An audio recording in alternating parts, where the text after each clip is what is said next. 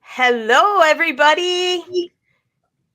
Hey there, Kelsey. Hello, sorry, a little producing So malfunction. yeah, you figure that out. I'm going to welcome everybody here to the Digital Boss Boardroom, where we share valuable and actionable knowledge specifically curated for small business owners to help you most effectively market your business online. I'm your host, Bobbi Baehne, and this episode is brought to you by the digital marketing experts at Think Big, Go Local. So listen, you guys know what to do. Like, comment, subscribe to this podcast so you don't miss anything in the future. And listen, get in touch with us and be part of this conversation. We love to hear what you have to say. So drop some comments in here if you've got any thoughts. And if you are interested at all in becoming part of the podcast for an episode to share some of your knowledge or experiences, let us know. I would love to have you. So today I'm going to be doing one of my most requested videos. So if you've been following for a while, the Digital Boss Boardroom podcast is fairly new, I have been live streaming for years. And one of my followers' favorite things that we do are news updates, which we used to do every Friday at noon. We're now doing the Digital Boss Boardroom, but today we are going to recap all the social media marketing news that your small business needs to be aware of during the month of March. And I'm thinking maybe we'll do this at the last Friday of every month because I get asked about it so frequently. So before we dive in, I just want to let all of you know, you saw Kelsey for a second. She's producing our podcast at 216 The Net, which makes me super excited because one, she was a student of mine in my social media marketing class. We had Kent and Drew from 216 show up to class one day. I'm pretty sure I may have even told this story in the last week or so about my rock star podcaster who Kent thought he'd stump and she killed it. That's Kelsey. So she's producing today as well. So super fun. And she may jump in here to share a few things with us. Kelsey is awesome. Her show is ridiculous. As Kent says, yeah. Kelsey's podcast is on 216 The Net every other Monday. And it is hysterical. It is edgy. It is funny. It's fantastic. It's called Big Body, Bigger Mouth. So seriously, check her out. I love it.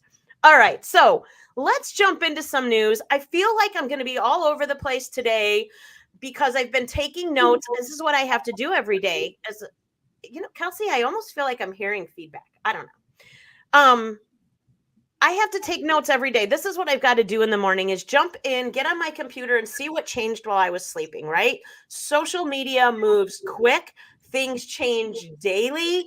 It's probably why I love what I do because I am always being challenged and there's always something new that I need to know about. So I have like 5 pages. So we better get going because there's a lot to talk about. Okay, first of all, we're going to start out talking a little bit about Instagram.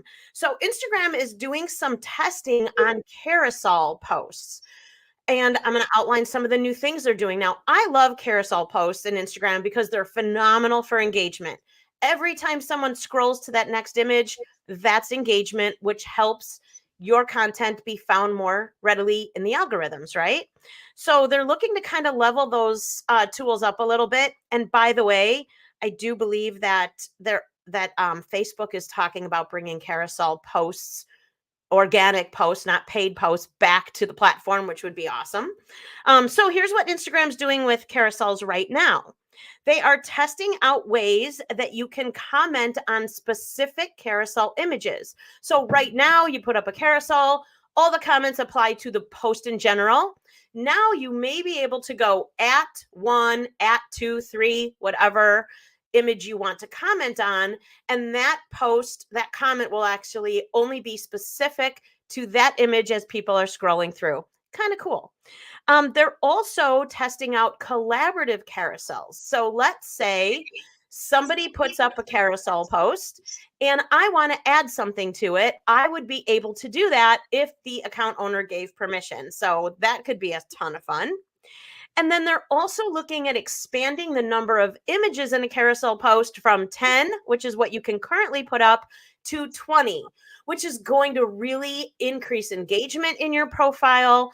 It will allow you to tell an even bigger story, whatever you're sharing these images for.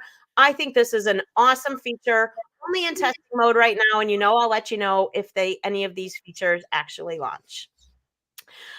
Bunch of news going on in Snapchat also. Let me cover some of those for you. So we have all been using those fun Snapchat lenses forever, right? They are now going to be expanding those lenses exponentially as they start to bring in more AI. So they are working on that currently. There's a few themes that are really incorporating AI into those lenses, but they are telling us so much more is to come. So watch for that. They are also going to be launching some templates. So one thing that a lot of the people I'm on Snapchat with love to do is share those old shared memories. They're going to be giving you some templates as some cool ways to share those memories versus just reposting those images or videos. They're also talking about extending the length of videos that you can utilize in Snapchat. So right now it's up to 60 seconds. If you create videos in Snapchat, it's going to be able to get you up to 3 minutes. If you have a pre-recorded video that you're going to upload into Snapchat, you're going to get a whopping 5 minutes. So those haven't rolled out just yet, but watch for those extended videos to be coming soon. Another thing, now I don't know who pays for Snapchat, but there is a Snapchat Plus paid feature, and they're going to be adding a few things in there as well. So some new displays. They're big on these. They're going to have new avatars for your pets that are going to be more realistic. And when you show up in the map, if you're a paid subscriber, your little pet avatar is going to be sitting there next to you. So just some silly things, but listen, people love this stuff. So I actually think that it'll be fairly popular. They are also testing an option to opt out of auto deleting messages. So this is really interesting because Snapchat was kind of built on this premise of things disappearing, right? That, watch it now because it's not going to be there forever. So making this change to to be able to opt out of auto deleting messages is a pretty big move from what Snapchat actually was built to do. So we'll see how that goes. It's only in the testing phase right now. Would be kind of interesting to hear how Snapchat users are going to feel about that. All right, on to some more Instagram news. I told you I'm all over the place. This is all based on some privacy-focused features that Instagram is talking about rolling out. So, Kelsey, I really think I'm still hearing you guys. Just letting you know. Just letting you know. Okay, so blended feeds. So these are all things that they are testing in Instagram right now, but I think some of these are probably going to definitely be coming to fruition. So right now, they're going to have you've got your regular feed, right? And you've got that Reels feed. They're going to have a blended feed, which is going to take reels that you have shared through direct messages or reels that you've expressed interest in, and it's going to actually feature them in a new feed tab called a blended feed. So interesting how this may work, but it's going to kind of customize the kind of content that you're viewing. Another thing that they're going to be launching are chat prompts within the DMs. I have always been saying, I think the DMs for business accounts are way underutilized. And to see some chat prompts in there that may help you to start some conversations with your users or followers, I think is kind of interesting. Also, they're talking about some channels being created. So what a channel is going to be, and this is likely not going to be available to small businesses. Larger brands will likely see this, celebrities, influencers. It's basically going to be a feature in the DMs where it goes from one person out to many. So instead of putting out a post and your viewers see it, people will be able to this is probably going to be a subscribe type of thing, or you may have to DM these celebrities first, and then they can shoot out DMs en masse, right? From one to many. So we'll see how that goes. I personally think it just sounds like a whole bunch of spam, and just a way that influencers will use that tool to just get more attention. Makes sense if you're an influencer. I just am not sure I want it in my DMs. Not sure how you feel, but I'm kind of over it already. Also, the ability to share posts that you see in your feed with close friends only, instead of with individuals. You'll be able to put those in like that close friends tab if you've had that set up. And they're also talking about the ability to create collections that other people can collaborate and interact around. So we'll see how many of these things roll out, but Instagram has been busy looking at all kinds of new features. And I even think I have some other things that may come up here later in the broadcast. So let's hang on. All right, we're going to talk about X for a minute, formerly known as Twitter. So I'm going to lead this little section off by just saying that the latest data shows that usage on the platform X has decreased by 25% since Elon Musk took over. I'm not surprised. I think he made some horrible changes. I mean, let's face it, he didn't even want to buy Twitter. He just did what Elon does, opened his big mouth and said he was going to do something, and then he was forced to do it. Tried to get out of it, didn't work out so well for him. So right now, they're in this situation where when you lose that kind of attention, and we've heard all the controversy over the last year about all this, you're also losing a lot of revenue. So X has been busy trying to figure out how to switch around the platform in order to be able to generate additional revenue, get more people on their various tiers of paid subscriptions, and add a little bit of value to that. Kent says, is the decrease due to the number of fake accounts that were on the platform? I'm going to go with no, Kent, and here's the reason why I would say that's not the reason. Because those fake accounts have been there forever, and that didn't change anybody from actually jumping off the platform. Yes, when Elon took over, he made announcements about how many bots were on there. We all knew there were bots there already. One of his issues taking over was trying to address and delete those, but I don't think that's the reason.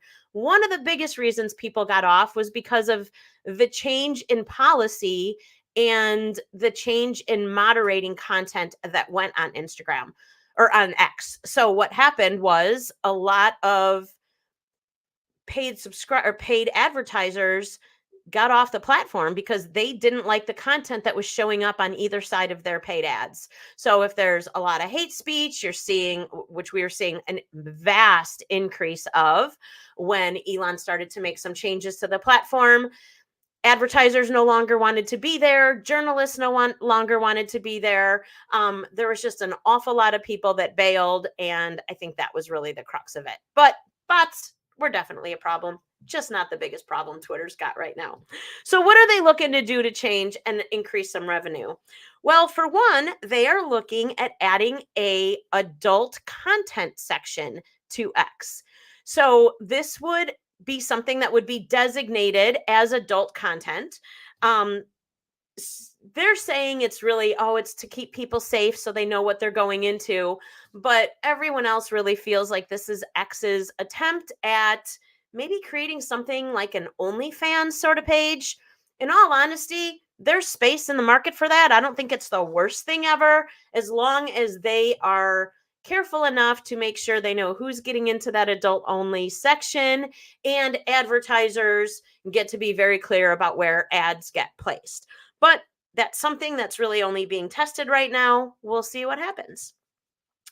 They are also, if you've been paying attention to all the things happening in AI, Twitter launched their own version of ChatGPT, which, to be honest, I haven't been using Twitter very much anymore. Haven't even tried out their AI tool. It's called Grok, G-R-O-C, and they are going to be doing some enhancing to that as well to integrate it even more into the X platform. And they're going to be I believe right now, to really utilize it, you may have to have a paid account, and it may have even been available to higher tiers, and they may be making that available to lower level paid tiers. I think that's a big part of the expansion of this particular AI tool in X. Another thing that they have announced, so one big change that they made, and this made people crazy when it happened, but Elon Musk made a real change to the way people were verified on Twitter. he came out and said, if you don't pay, you're no longer verified. That was another reason there was a mass exodus out of Twitter, because people refused to pay for a social media tool where they had huge audiences, were bringing in a ton of users and engagement. And so there are quite a few people that wouldn't pay, people that had a lot of influence, that had celebrity status or were major journalists. And what that allowed to do was other people could come in and fake those accounts, and you wouldn't know the difference between the two, which was also something that really was discouraging to X users. So now what Elon has said is that if an account has a lot of verified users following them, that X is going to give that particular profile a free verification check mark. I think that's fair. If you have verified users following you, you must have some sort of influence, expertise, and I feel like that's a fairly decent way to gauge the relevancy and the importance of people knowing that you are a legitimate profile. So they're going to be rolling out some free verification once again to accounts that have or fill that criteria. Not going to be most of our small businesses, but just know that that's happening in that space. Another thing that they're looking at is testing out some new ways to display pinned posts. So just some additional options. I believe you have to have a paid account in order to do that as well. Kind of a theme here. If you want to have all the fun features of X, you need to think about paying for it, which if that's your platform, if that's where your followers are, if that's where you've garnered an audience, by all means, I don't think it's a bad idea. I will tell you, I pay for Facebook verification, not because I think there's anything prestigious about having that check mark, but because there's some additional value, and because I spend so much time in these platforms and that's my primary space, it makes sense to pay for it. So I think as a small business, you need to figure out where your people are, where you're making an investment of time and resources, and it's a consideration. The fees aren't always that high. All right, let's dive into a little piece of Facebook news. I feel like I've been talking about this for the last 5 years, and apparently we're months away now. So Facebook has had two major goals for their direct messaging and their messenger app. And those two goals have been, one, to take all Meta products and have all direct messaging happen through Messenger. So that would be any message sent through Facebook, WhatsApp, or Instagram would all come through the same place. In order to do that and to make that a safer experience, a better experience, they've also been pushing to encrypt all of those messages from end to end, so that every message that users send, if they are part of the Meta family, would be fully encrypted. Been a lot of pushback on this. The government doesn't want it to happen, because then they're not able to go and ask Meta for, I don't know, let's call them transcripts, messages, that sort of thing. But in all honesty, if I'm sharing messages, those should be private. The government shouldn't be able to get everything that I have to say. So they've been working on this since 2019 and have made the announcement that these things will be done in the next few months. So good news, in my opinion, for users. I guess bad news for law enforcement, but I'm okay with that. All right, other news. So LinkedIn is testing a new video feed in their app. So this wouldn't be on the desktop version, but there's a lot more video being shared in all the social platforms, including LinkedIn. And LinkedIn wants to work on helping these video creators to get more reach and better discoverability for their video content. So they are actually looking at having a feed. So you'd have your regular feed, and then there would be a tap over for just a video feed. They're going to be focusing on short form vertical video. So this is really going to be kind of an introduction to a Reels, TikTok type of experience within the LinkedIn app. Awesome if you're already making that kind of content and it would fit with your LinkedIn audience, gives you another place to post that. But another thing that I really think that makes this cool is it's going to attract more younger users in the LinkedIn platform. I teach college, as everybody knows. I'm always shocked how many of my students don't even have a LinkedIn profile, don't understand how important it is to be building a presence there, to show their expertise, their thought leadership. This may encourage more of them to do that, which I feel like is just going to open up better career opportunities for that generation in the future. And let's be real, these platforms all need to be appealing to another generation so they continue to stay relevant. So I think this was good news. A little bit of YouTube news. So you're all familiar with YouTube Shorts. Awesome. There's also a member feature in YouTube where people can pay to be a member, subscribe to your channel. They are now going to be rolling out a shorts only for your members or your member subscribers, right? So it would be kind of that VIP content that not everybody gets to see. It'll be designated with a little star, so your subscribers will know that this content was created just for them. I love these kinds of features. I think this is a great way to turn your fans into super fans and to really add more value. And yeah, Kent, it's cool. I definitely think it's cool. Yep, so that was it for YouTube. Now I want to dive into some legal things happening in the social media landscape, and everybody's covered in this section, I think. So first and foremost, we can't start this off without talking a little bit about TikTok. So there has been chatter about banning TikTok for years now. If you didn't know, and I'm sure everybody knows, TikTok is owned by a Chinese-owned company called ByteDance.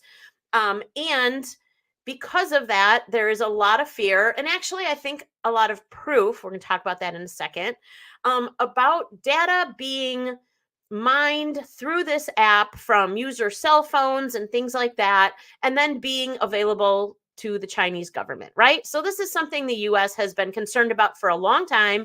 I think it's been a couple of years now since they banned TikTok on military phones.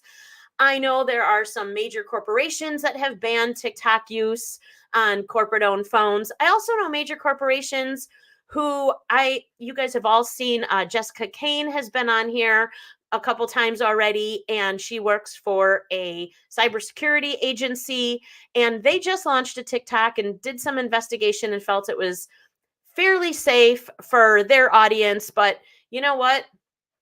To each their own. I mean, there's definitely some concerns. So recently, the House of Representatives passed a bill that would ban TikTok if it doesn't get sold off to a non-Chinese owned company.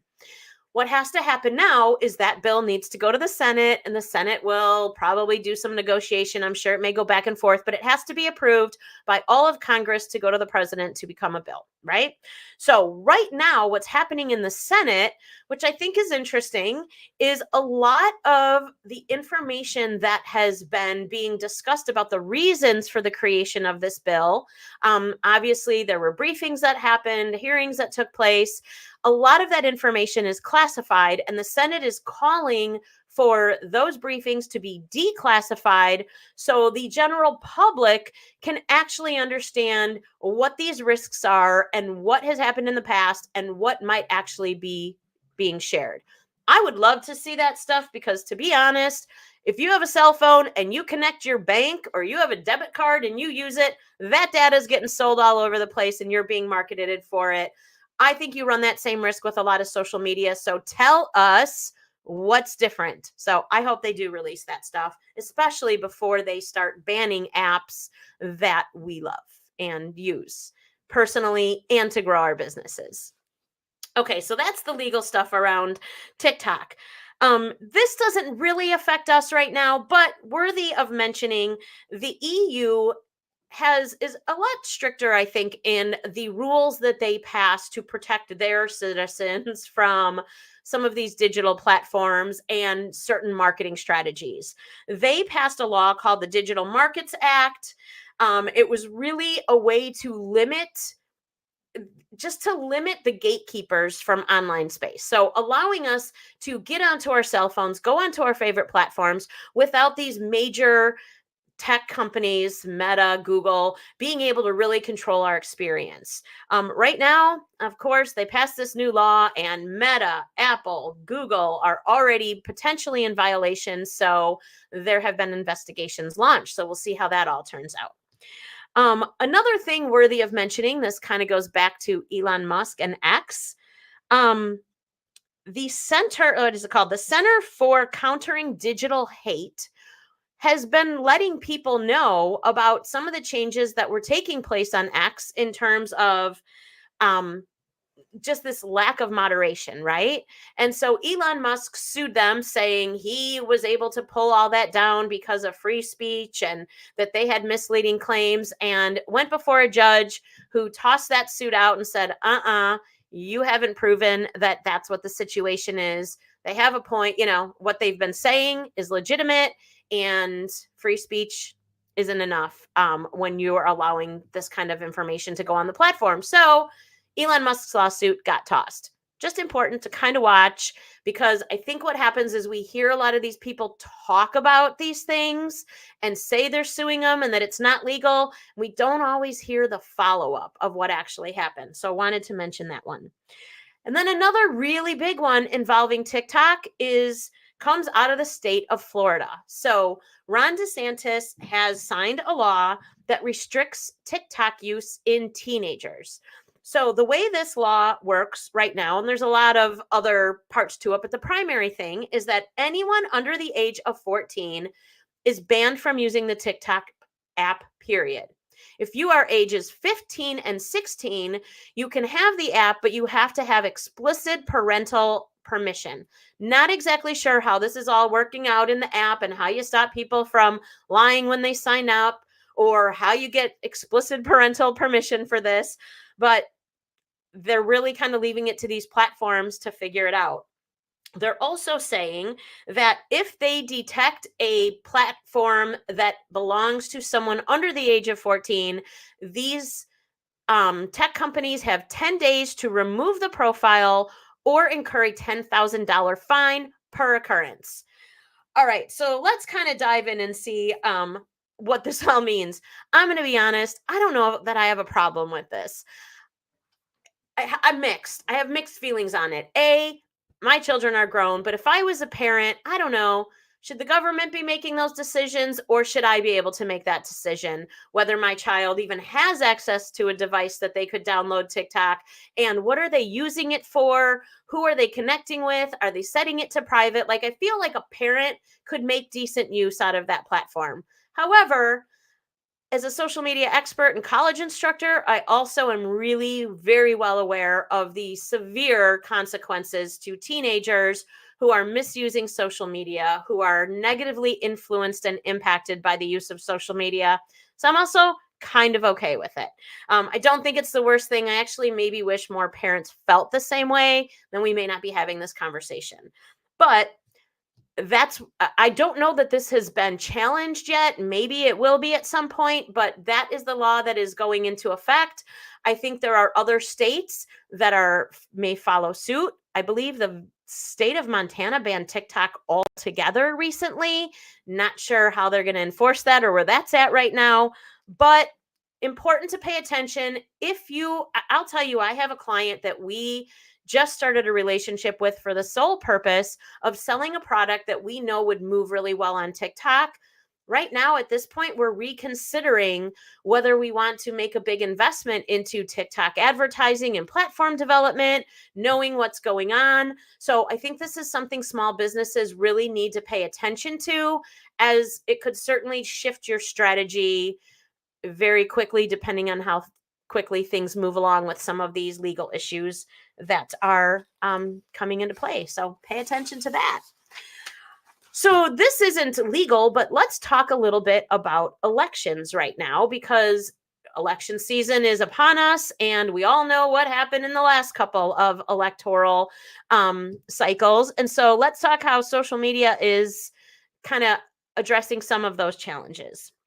So recently, and this was a voluntary move, but Meta, Snapchat, TikTok, Google, and Microsoft were all at a forum that I do not recall the name to right now, but all agreed to sign on together to an election integrity guidelines policy that they are all going to follow in order to provide higher quality information to their users and to improve communications between these tech companies and election officials. Just good practices. We should all be okay with that, right? This is voluntary. Nobody's actually overseeing this. This is just something they all agreed to. That being said, Meta, who got themselves into a lot of hot water in the past, have come out to let us know that they didn't really let us know, but they are restricting the reach of political and some news content in the Meta apps. So here's what they did. Their method of restricting this was basically to set the default for all their users to opt out of political content. You have to actually go into your profile now and opt in if you want to see that political content shared in your feeds. They didn't make this announcement to anybody. And there are a lot of people that are outraged that they weren't made aware or weren't given the choice. Maybe they felt they'd rather opt out of it than have to go opt back in. But if you're somebody that wants to see that content in your feed, you're going to go into settings. There's a thing that says suggested content. And now there's a tab in there that says political content with a little toggle. So you can add that in if you want to see it. But you should know that you are going to be automatically opted out of seeing that. So you got to go in if you want it and turn it back on. So that is one of the things that Meta did to try to keep themselves out of the news, maybe this election cycle. We'll see. All right, a couple other things going on. So Instagram is changing the way that when you search or click on a hashtag, the way it facilitates discoverability in the app. So it used to give you, like, you'd click that hashtag, it would give you the most current and popular things surrounding that hashtag, which is okay. But unless you're a big influencer, have a really viral piece of content, you're likely never showing up there. So what they're doing is switching from like top posts to highlighting more creators, more content, and they're going to have different ways that you can look for that hashtag. So you're going to be able to look for it in accounts, audio, places, or reels. So you'll have a variety of displays to be able to make sure you're finding those hashtags in the content you enjoy the most. They are also talking again about the relevancy of keywords in your bio, because those keywords in your bio have always functioned very much just like hashtags. And so those keywords are going to have the potential to show up just in the same ways I just mentioned. So listen, small businesses, be sure that in your bios, you're not trying to be catchy or cliche or say something that'll make people ask you questions. Be upfront, be transparent, use those keywords that you want to be found for. They're more important now than ever. So make sure you're taking care of that. Another thing Instagram's talking about is that they are also testing out longer content in their reels. So they are looking to allow you to do 3-minute reels. I don't know why I thought you already could do that. Maybe I've been talking about it for a while. And they're also talking about an option in the Instagram DMs to be able to do what you can already do in the Messenger app and be able to share files with people in DMs, like actual files. So that may be great if Instagram's your primary place and you have a lot of conversations there. It would be pretty convenient while they're still working on integrating Messenger for all of their family of apps if you had more ways you could use the DMs in Instagram. So you will be able to shoot over files, which for people who use chatbots in Instagram, that will be awesome. In my opinion, I'm excited about it, hoping that you'll be able to integrate your bots to deliver those files too. I think that would be your chat bots, not the bad bots, the good bots. And one other thing while we're talking about the length of videos, because I think this is super important, is that TikTok has canceled their former creator account, which incentivized creators for creating great content. You had to qualify and there was certain things that you needed to do, but they were really encouraging short form video at that time, right? TikTok is now created an entirely new fund, and what they're doing is incentivizing creators that create video content over 60 seconds. I think this is important for us to pay attention to as business owners because one, it's a clue for how long our videos should be, and I get asked this all the time. So, as a matter of fact, Brian, my business partner, just sent me a bunch of our previous podcast episodes that he broke up into segments. Most of them were close to a minute. He's like, I know you're going to yell at me. They're probably too long. No, they're actually perfect. And let's test this out for a while and see how longer videos start to perform. Along those lines, this is really relevant for small businesses as well. TikTok is doing something else interesting. They're encouraging people to upload horizontal videos instead of vertical videos. And those horizontal videos can be longer as well, because what they want you to do now is turn your phone and watch those videos like you would on YouTube. So they're literally kind of taking on YouTube as competitors. So if you are a TikTok user and you are really trying to play with different types of content and you're comfortable creating video, and if you're not, you should be, test some of these things out, because this could be the future of TikTok. And there's been some interesting things happening in TikTok recently with people watching full movies and small segments, or the series the woman did about who was this man that was her husband. I forget the actual name of it. All this content in little bite-sized segments. This is a really interesting use of TikTok, and with longer videos and the ability to do it horizontal, you may be able to take those longer YouTube videos, break those up, and have great content for TikTok. So think about that strategy. All right. One other thing I'm going to mention about X. I have not looked at this feature, but X launched a hiring feature. And this is actually the most successful new thing that X has put into the platform since Elon Musk took over. There are over 1 million positions that are being offered right now. However, in order to put a position up on this feature, you had to pay, it was $1,000 a month for the highest level paid platform in X. So this was something that really only the biggest employers, recruiting agencies were able to use.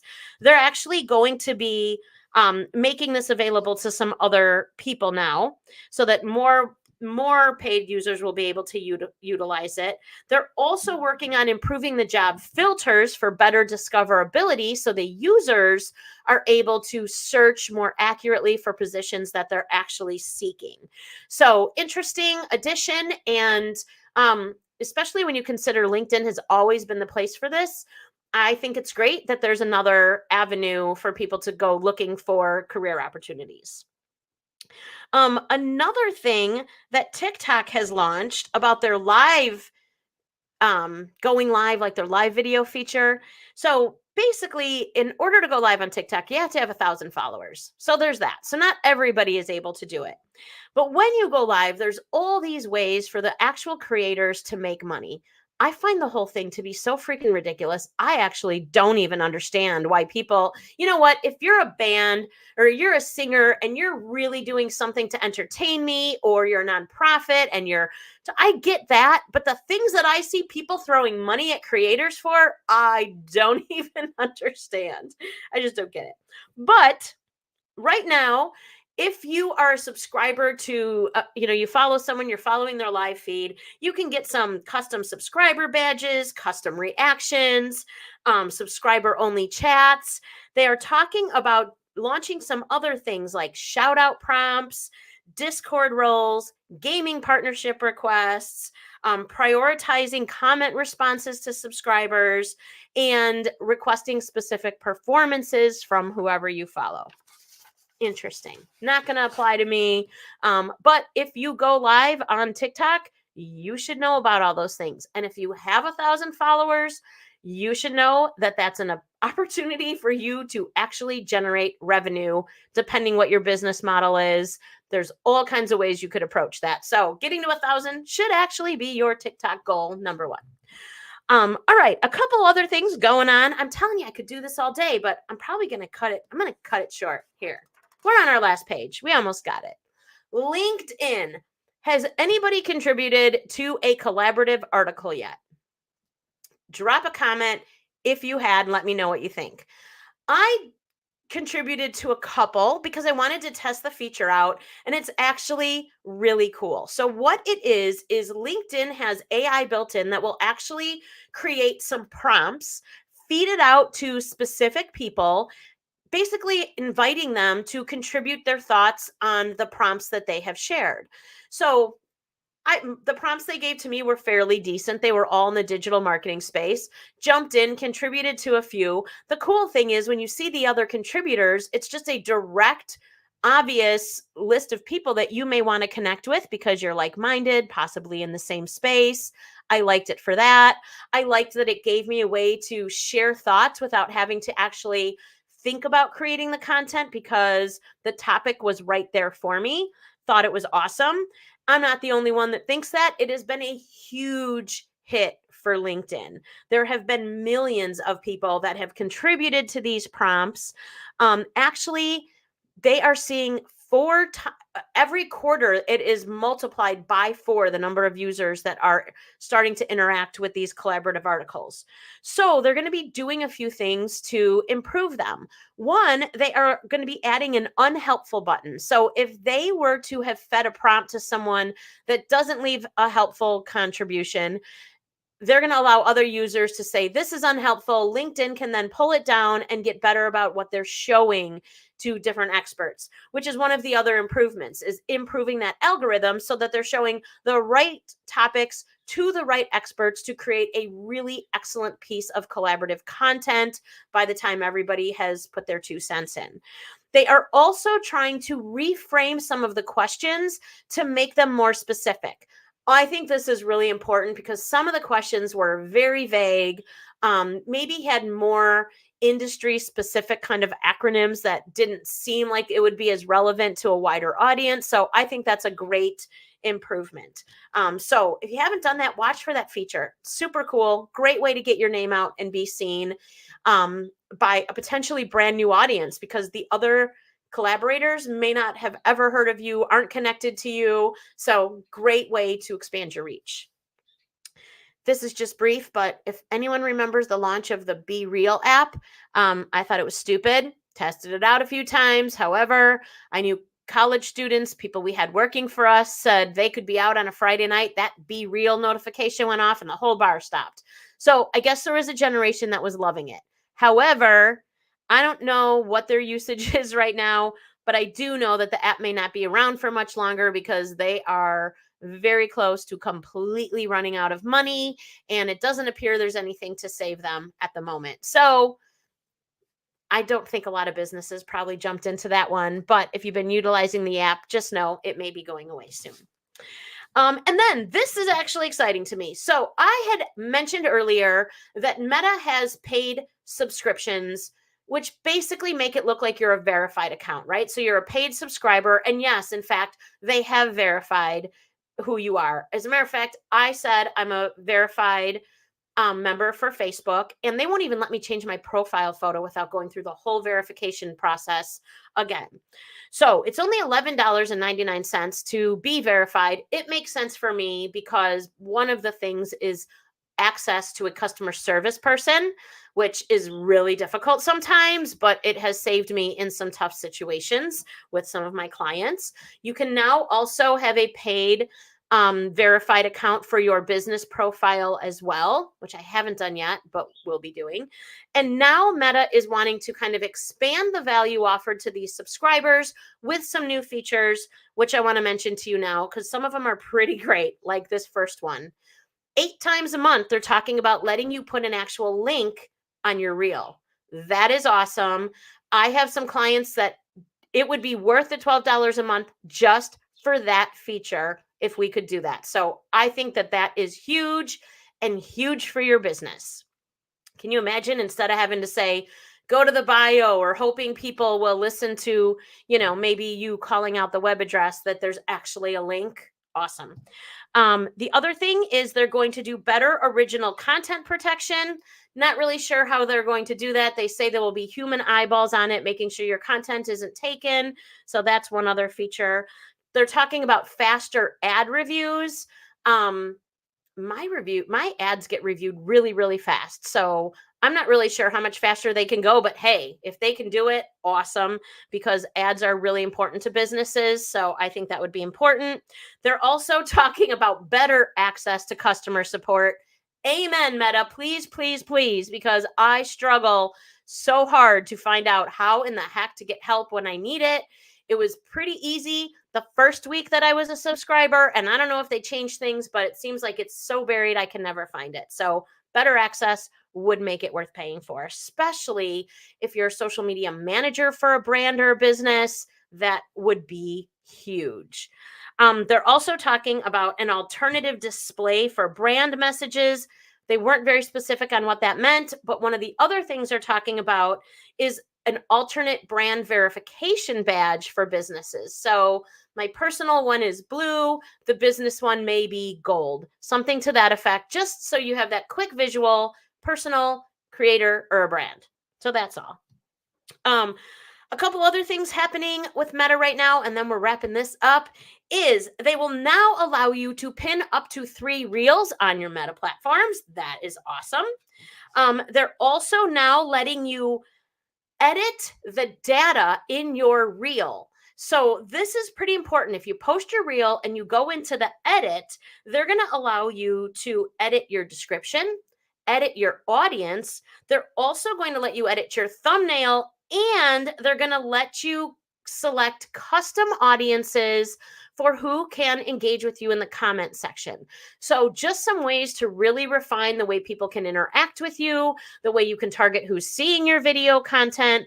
All of these things have rolled out with Meta. And then one last thing that they're testing right now is when you're in Facebook creating stories, and they give you some prompts at the top for like a tech story, things like that. They are now testing an Instagram button so that you can actually create a story from Facebook that goes into Instagram. Not talking about using the business suite, but actually using your Facebook app. So that was a lot. 45 minutes of social media news just from the last few weeks. So I want to thank everybody so much for joining me today. I know that was a lot. If there was anything in there that you want more information about, all you've got to do is drop me a comment. I will get you an article, answer your questions, whatever we can do to make sure that all of this is fully understood and that you can apply it to your small business as soon as these features or issues roll out. So with that, thank you so much for joining me. Thank you to Kelsey for producing this podcast today. You know that you can find us everywhere at Think Big Go Local and all the social platforms. We would absolutely love to connect with you. And we will be back here next Friday at noon with a new episode. And I hope that you will join us. So until then, I hope all of you badass bosses have an awesome weekend. Happy Easter to everybody that's celebrating. I hope you have a profitable and productive week. Thanks so much, everyone. Make it a good one.